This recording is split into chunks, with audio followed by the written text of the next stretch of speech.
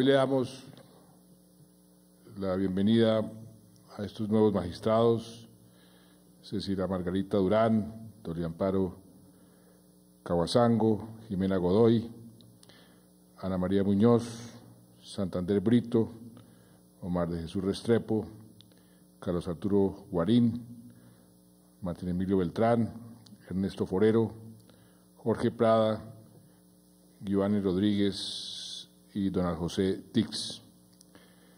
Se acaban de posesionar como magistrados de las salas de descongestión laboral de la Corte Suprema de Justicia, gracias a una ley estatutaria que sancioné en mayo del año pasado. Tendrán una tarea muy importante, pues les corresponderá tramitar y decidir los recursos de casación que determine la sala laboral. Cada sala estará integrada por 3 magistrados de forma transitoria y por un periodo que no podrá superar los 8 años. Fueron ternados por el Consejo Superior de la Judicatura y le hemos querido con esto dar otro impulso decidido a la Administración de Justicia. El presupuesto de la rama lo hemos casi que duplicado. Este año es de 3,5 billones de pesos, casi el doble de lo que teníamos, 1,8 billones cuando asumimos la presidencia. Y como lo he dicho tantas veces, dentro de las muchísimas limitaciones que tenemos, sobre todo fiscales, estamos comprometidos con el mejoramiento de la infraestructura física y tecnológica, así como la garantía de las mejores condiciones posibles para todos los empleados de la rama judicial. Y, por supuesto, con la descongestión, pues su trabajo, apreciados y apreciadas magistrados y magistradas, será fundamental para seguir trabajando y avanzando en este empeño. Este año quedará listo, además, el Plan Decenal de Justicia. Poner al día los despachos judiciales y la reducción de los tiempos de los procesos son 2 ejes claves de este plan. Y este avance para descongestionar los procesos en la sala laboral es parte de un esfuerzo integral que estamos haciendo en el Gobierno. Desde el año 2010 hemos hecho una apuesta ambiciosa y muy, creo yo, exitosa por el empleo y por el derecho de los trabajadores. Lo primero que hicimos fue revivir el Ministerio de Trabajo, que lo habían suprimido. Nosotros lo revivimos porque creímos y seguimos creyendo que el derecho al trabajo y el derecho de los trabajadores requiere un ministerio, requiere esa institucionalidad. ¿Para qué? Para defender los derechos, que es lo que nuestra Constitución nos obliga, los derechos de los ciudadanos, el derecho al trabajo y los derechos de los trabajadores. Y con eso, con ese norte, nosotros hemos venido actuando. Yo he dicho muchas veces que el mejor programa de gobierno de cualquier gobernante es simplemente tener la Constitución en la mano. La Constitución nos obliga a trabajar permanentemente para garantizarle los derechos a los ciudadanos. Por eso, por ejemplo, en la salud, con la colaboración del Congreso de la República, convertimos la salud en un derecho fundamental para que ningún hijo o ningún padre vea morir a su padre o a su hijo porque no lo atienden o no tienen los recursos necesarios para comprar las medicinas. O el derecho a la educación. Decretamos la educación gratuita para todos los niños y niñas de Colombia en los colegios públicos del grado 0 al grado 11, para que ningún padre, ninguna madre tenga excusa para no enviar sus hijos al colegio, el derecho a la educación. Y algo parecido hemos querido hacer con el derecho al trabajo y el derecho de los trabajadores. Lo primero es el derecho al trabajo. Y para poder cumplir esa obligación hemos puesto en marcha todas las políticas necesarias para generar empleo y un empleo digno. Y creo que los resultados hablan por sí solos. Llevamos 82 meses de gobierno. En 76 de esos 82 meses hemos reducido la tasa de desempleo, hemos generado empleo en 76 de 82 meses. La tasa de desempleo, como la habíamos prometido en la campaña del 2010, la bajamos a un dígito y ahí se ha mantenido. La tasa de desempleo del último mes fue de 8.9%, que es el nivel más bajo de un mes de abril desde que se llevan las estadísticas actuales. Hemos generado más de 3.700.000 empleos y por primera vez la mayoría de esos empleos son empleos formales. Somos también conscientes de que nos falta muchísimo camino por recorrer, porque todavía una tasa de desempleo del 8.9 es alta. Todavía hay más de 2 millones de compatriotas que están sin empleo. Y sabemos perfectamente que el camino que falta pues, es largo y difícil, porque cada vez el esfuerzo es mayor. Pero también hemos hecho un esfuerzo por generar empleo focalizando las políticas. Por ejemplo, los jóvenes que se graduaban de la universidad o del colegio iban a buscar empleo y lo primero que les decían es su experiencia. Lógicamente no tenían experiencia y decían, pues vuelva cuando tenga experiencia. Entonces se volvía en un círculo vicioso en donde el empleo juvenil era muy alto. Pusimos en marcha unas políticas de mano de la empresa privada. El gobierno les da un subsidio a las empresas para que puedan contratar personas jóvenes que no tengan experiencia, los entrenan, se quedan con los que les parecen buenos, pero a los demás les expiden un certificado de que tuvieron experiencia y rompemos ese cuello de botella. Eso ha resultado muy exitoso. La ley de primer empleo que pusimos en marcha también ha sido muy exitosa y hemos logrado reducir en más de 6 puntos porcentuales el desempleo juvenil. Hemos hecho un gran esfuerzo fiscal en la formalización laboral. El número de empleados, por ejemplo, en el Estado, en el ICF o en el SENA, son cifras que nunca se habían visto.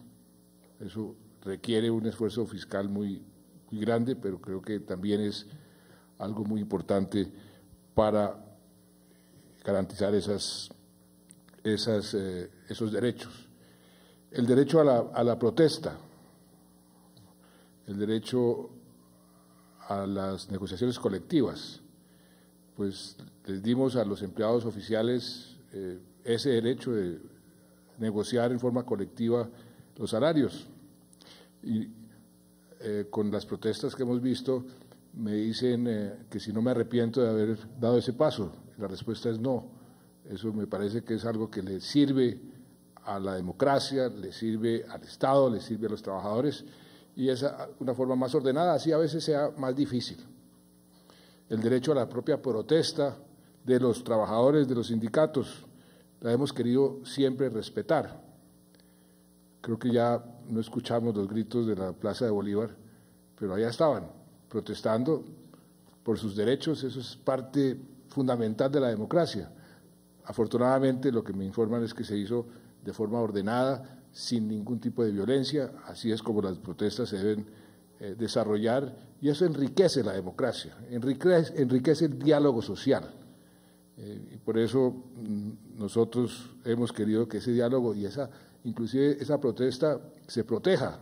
Le he dicho a la policía, proteja la protesta, es decir, haga lo posible para que aquellos que quieren aprovechar de las protestas para tratar de generar violencia, pues que no hagan de las suyas. todo lo que hemos hecho para mejorar la protección social, las pensiones. Si ustedes hacen una composición de lugar sobre cómo, o hace una comparación, cómo estábamos hace 7 años en materia de pensiones, la cantidad de gente que estaba buscando la pensión y no se la daban, y el tiempo que hemos reducido. Hace 7 años se demoraban hasta 10 años y las tutelas venían por todos lados, la gente desesperada porque no le daban su pensión. Hoy se demora máximo 2 meses, de 10 años a 2 meses. Se han resuelto 1.900.000 solicitudes en 4 años en Colpensiones. Liquidamos el seguro social, algo que mucha gente pensaba que era imposible, y tenemos que mantener ese ritmo de trabajo para garantizarle a la gente el derecho a su pensión cuando realmente lo adquiere y no tener que esperarse, repito, 10 años. Y de manera que hemos hecho un gran esfuerzo y eso pues ha significado que, por ejemplo, la comunidad internacional ya no ve a Colombia como la vio durante décadas, como uno de aquellos países que violan los derechos de los trabajadores. Somos miembros de la OIT. Allá estábamos permanentemente en la lista de países violadores de los derechos de los trabajadores. En la Comisión de Aplicación de Normas siempre aparecíamos Colombia como país que vulnera los derechos de los trabajadores. Hace 2 años logramos que nos excluyeran de esa lista. ¿Por qué? Porque hemos cumplido con todos los requisitos, las obligaciones y los compromisos. Y esta mañana nos informaron que nuevamente se publicó la lista y nuevamente Colombia quedó excluida de esa lista vergonzosa de los países que violan los derechos de los trabajadores. Hemos duplicado el número de inspectores. Creemos que esa es una parte fundamental, un trabajo muy importante del Ministerio de Trabajo para poder hacer que la ley se cumpla. Las multas se han venido incrementando cuando hay lugar a ellas. Creamos el Servicio Público de Empleo, que ha tenido también unos resultados muy positivos. Hay más de 300 centros de este Servicio Público de Empleo en el país, que lo que hace es algo muy sencillo, es tratar de unir la oferta con la demanda, y eso pues ha facilitado que muchísima gente hoy tenga empleo. Las cooperativas de trabajo ya no son intermediarias laborales, eso afectaba a los derechos laborales. Introdujimos el seguro de desempleo, algo muy importante para los afiliados de las cajas. Le dimos los derechos a las trabajadoras del servicio doméstico. Hoy tienen derecho a afiliación al subsidio familiar, al pago de primas que antes no tenían, son cerca de 900.000. Se aumentó en 4 semanas la licencia de maternidad. En fin, hemos hecho un gran esfuerzo para garantizar y fortalecer los derechos de los trabajadores, el derecho al trabajo. Siempre hay que buscar el sano equilibrio, señores magistrados, señoras magistradas, en esta garantía de los derechos. Esta mañana, cuando posicionábamos a la nueva magistrada de la Corte Constitucional, les decía, es muy importante tener en cuenta el contexto y los efectos de los fallos. Cuando hay fallos que tienen, por ejemplo, un efecto muy negativo en materia fiscal, lo primero que se vulneran son los derechos de los ciudadanos.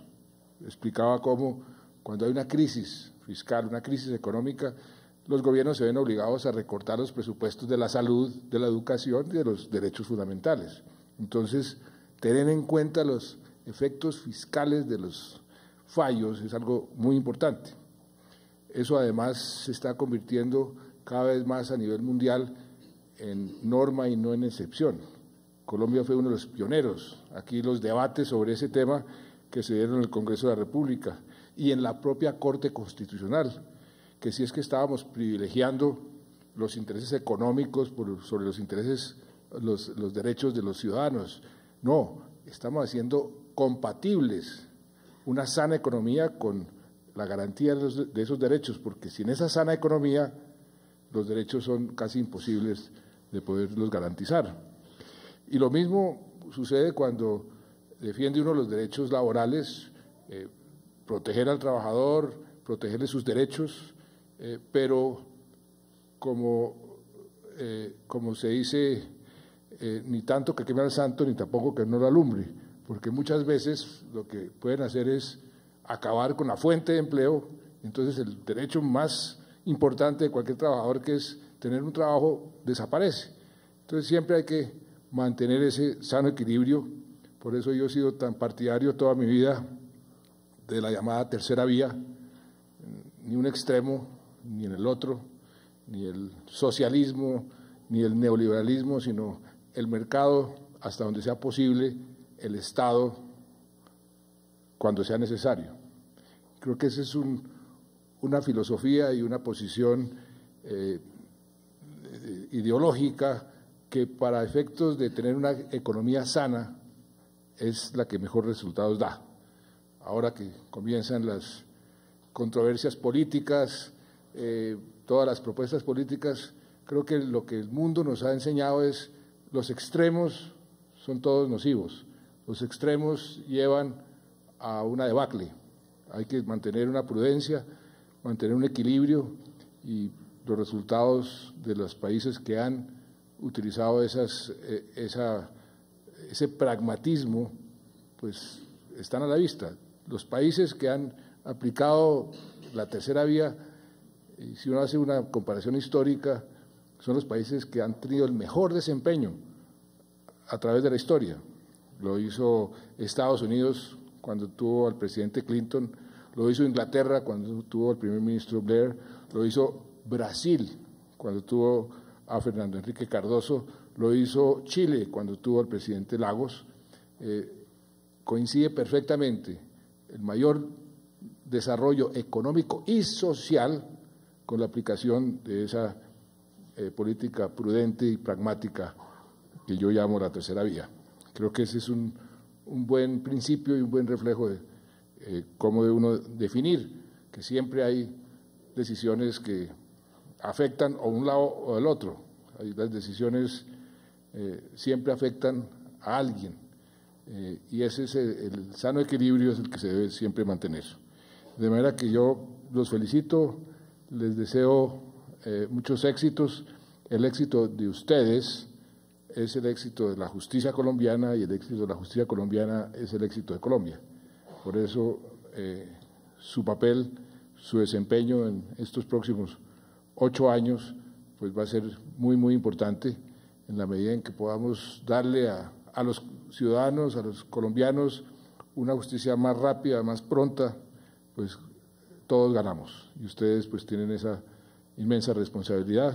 Todos están más que capacitados, si no, no estuvieran aquí sentados, ya posicionados como magistrados, de manera que mucha suerte, los felicito, a sus familias también, y espero que podamos seguir en esa colaboración armónica que nuestra Constitución nos impone a la rama judicial y al Ejecutivo. Muchas gracias.